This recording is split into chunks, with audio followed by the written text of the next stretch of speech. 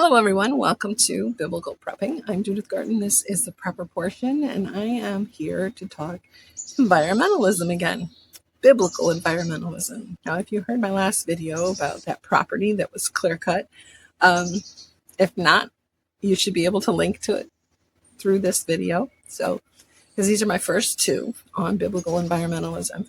This next one is about fireflies. You've all heard how we're losing fireflies and bees and butterflies and other pollinators and creatures and bugs and frogs and all of these things. And I recently read an article that is blaming the home gardener again. The they, the they in air quotes. Yeah, they're blaming home gardeners. This whole article about fireflies was talking about how, because I use products like slug bait and slug killer in my vegetable beds, I'm decreasing the firefly population, and it's my fault. I don't see more fireflies in my yard. Well, first of all, I see a lot of fireflies. Like every other year, sometimes it'll be 2 years in a row, we get a whole lot of fireflies. So it's not a problem in our area, but I do understand that there are a lot of areas where there is a decrease in the firefly population. However, I am not going to take the blame. And I am not going to ask any other gardener to take the blame because that's ridiculous. So here's my thoughts. You know how I feel about God made us stewards. I gotta tip it down just a little bit. There we go. He made us stewards. He gave us that opportunity. It's a gift to us to be stewards over the earth. And I have notes. It's like 3 pages of notes, so I don't want to miss anything in this. So, firefly murder, okay? We are stewards over those fireflies, so we should do whatever we can to help the butterflies, the fireflies, whatever else needs our gardens to live by. Do I want to kill slugs? No. Do I have to kill slugs? If I want my vegetable garden to provide for us, yes, I have to kill slugs. I'm going to do something here. I'm going to shut this off for just a second, and I'm going to set it up as a tripod. All right, let's get you situated. There, now you won't wiggle so much. I won't wiggle so much, so you won't wiggle so much. So here's my notes. Okay. Us firefly murderers, yeah. I'm sorry, but that article was one of the best guilt articles I've read in a long time. That lady was laying it on thick. Okay. So she claims that slug bait and slug killers destroys the food for the larva, the firefly larva. Therefore, it has a bad consequence. When we use that product, we are essentially murdering the firefly larva. It's my understanding that a firefly larva stays in that stage for about 2 years. So I do agree that if there is an area where those larvae are living in my yard, if I change that area up drastically or dramatically, yes, I can destroy habitat. But that's not my purpose, and that's not my goal.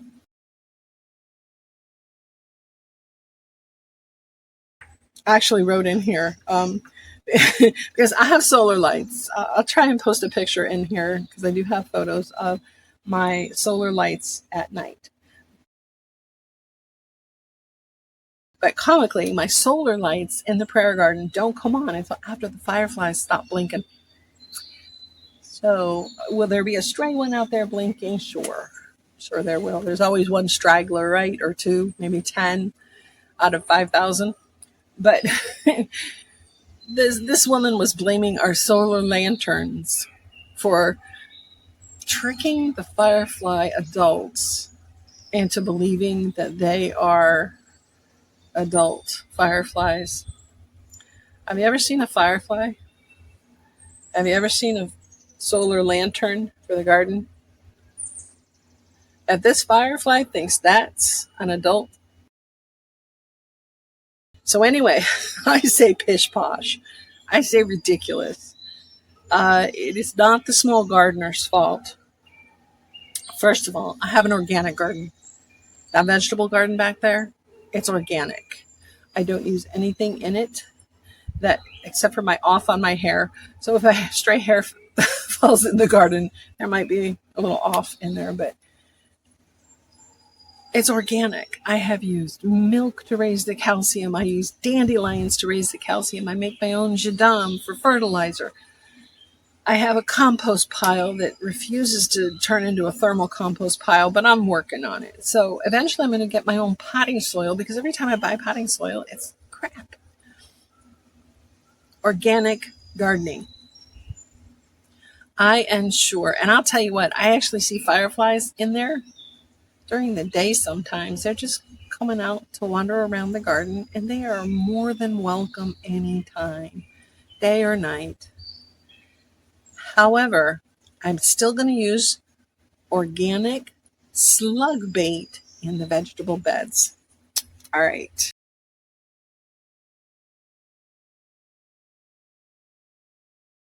Organic gardening and being a steward of this earth very seriously. Very seriously. I don't even want to put rodent killer out because we have some feral cats, we have coyotes, there are bears, there are stray dogs that wander through, there's a few coy dogs I've seen. So I do not want poison out there. So I actually don't mind if the feral kitties come around and thin the chipmunk herd. They are more than welcome to thin the chipmunk herd. Mice, voles, whatever they want to take down. That's all part of my organic gardening. The vegetable garden is, well, let me start with this. I've had people say to me, I should not complain about the deer destroying my garden because I invaded their territory. This house has been here for more than 20 years. I didn't invade their territory, and neither did the people who built this house invade their territory. The deer were not assigned as stewards of this earth. The humans were. So stop telling people you're living in their community. No, they're living in yours. Do what you can to make it how you need it to be because this provides for my family. It provides winter foods. It provides all kinds of products, herbs. This right here feeds us during part of the summer. I'm about to go out and pick green beans today. And I'm so excited because that looks so healthy this year. And that has taken a lot of time and effort and money to make that healthy soil because this soil is crap.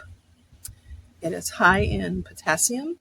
It is high in nitrates. Naturally, it just is. So I've had to work hard at getting the soil healthy. So, what have I used to make it healthy? I have added organic lime.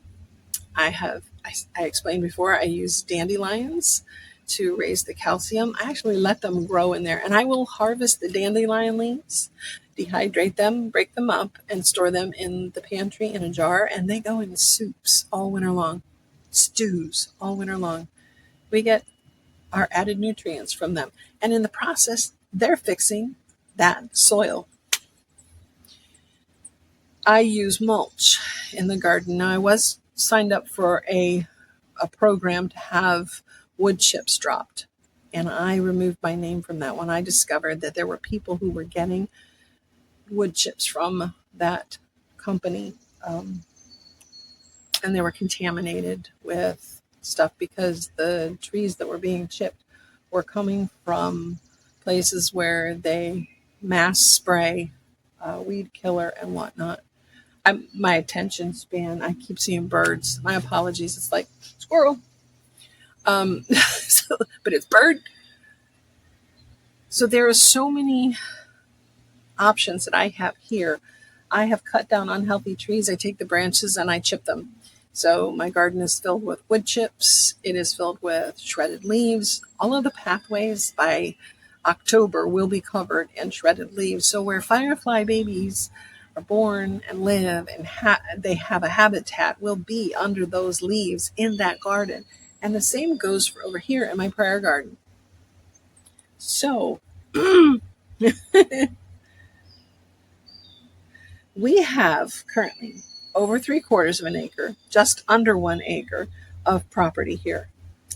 Um, if creatures like slugs need a place to live, we have had plenty of rain this year, 17 inches I measured in our rain gauge over a 16-day time period. It's a little more than an inch a day, but most of the days didn't rain. So anyway, there was 2-day time period. We had 8.5 inches. So that brings squishy areas. The slugs need some place to live. They can live in my pathways in the vegetable garden. They can live out in the prayer garden in the pathways or in the ditch that we have that is a natural wet area. Slugs have plenty of opportunities to stay where they belong. They don't need to be in my vegetable beds destroying my vegetable plants. I will continue to use slug bait to draw them away from the plants and take care of the overpopulation of slugs in our wet soil. 1/4 acre approximately of our property is wooded. So there's no excuse for the fireflies to say, hey, lady, we can't live here. And there's no excuse for other people to say it's the gardener's fault. What else? Oh, one other thing the woman brought up was that if you mow your lawn too short, the fireflies don't have any place to perch in the evening. I grew up with my dad keeping the lawn mowed pretty darn tight. We had fireflies in Ohio coming out our ears. They didn't have a problem finding any place to perch. We had this huge plum tree, and sometimes it was like Christmas lights in that plum tree, just blinking on and off. The plum tree was huge, and it was lowered to the ground. It wasn't short, but it just had this expanse of branches. And if you keep trees, if you keep bushes, you keep shrubs, there are plenty of places for the adults to go and blink and perch. I am leaving as many as possible native plants in the prayer garden, and I am replacing some. What do I mean by that? We have tried to get our hands on local apples, plant the seeds, and grow some trees. So we have like 3 trees, apple trees. It might be down to 2 because I think I lost one. I'm not sure. We have pawpaw trees, wild blueberries growing. So I'm trying to keep the prayer garden as native as possible with flowers and plants and trees and bushes that will grow there. And there are plenty of places for the fireflies to perch. So if you just think what you're already doing, you don't have to feel guilty about that article. A few years ago, somebody said to me that I was destroying habitat for caterpillars because the caterpillars need to go and live under my leaf matter. I'm not destroying their habitat. I'm just making their habitat more viable for my prayer garden. If I shred the leaves, I put them in the pathways and in the vegetable garden or in the prayer garden beds, they're still getting the same environment. So I'm not doing anything bad for them. Use what you have around you and make it work. Let's see. Instead of attacking the home gardeners, because I've seen that going on for years and years and years. Instead of attacking the home gardeners, let's get real. You want to know what's killing off fireflies and bees? Whatever is killing off big trees. I have seen this happening for decades. entire forests in New Jersey would just topple because the trees would just die.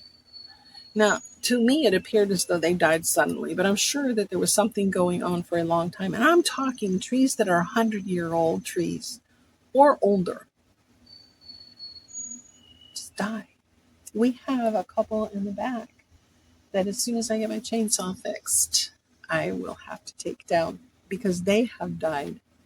And the only new growth we're getting from these big trees are clone trees. Clone trees have no taproot system.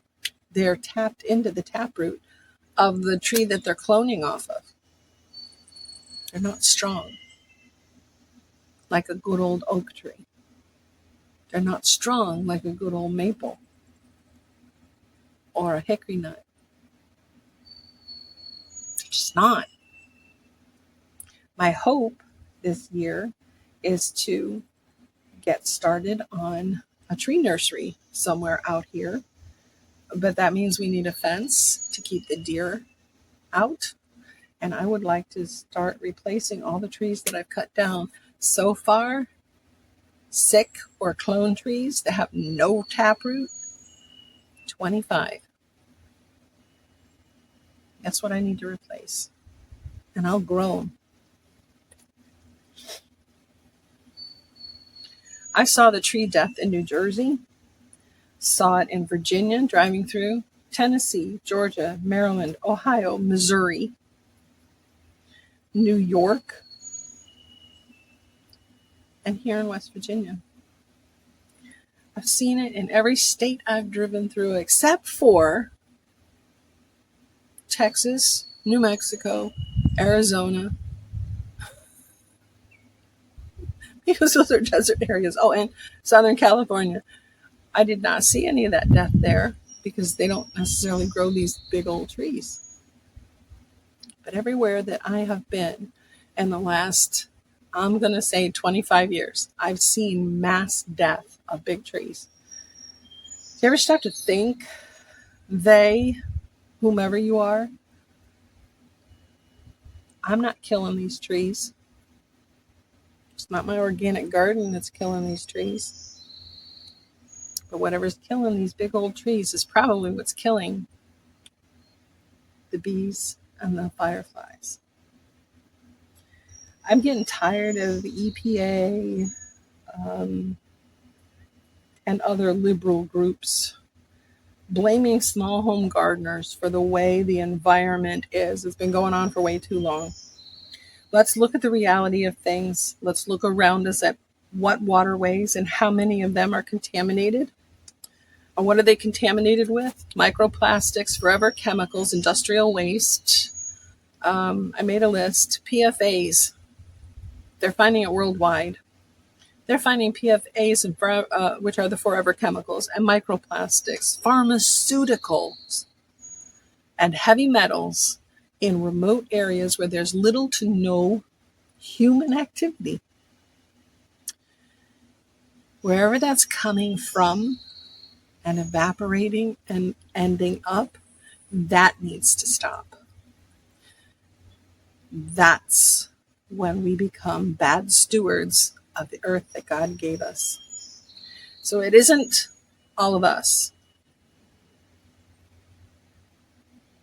It's not the small gardener. We're trying to stop that by doing better. We're not trying to kill the slugs. We're not trying to kill the slugs to ruin the environment. We're trying to preserve our seedlings, our leaves on our plants, so that we can provide food for ourselves, our family, and our friends. Stop blaming the gardener, because I'm not buying it. Blessings and shalom.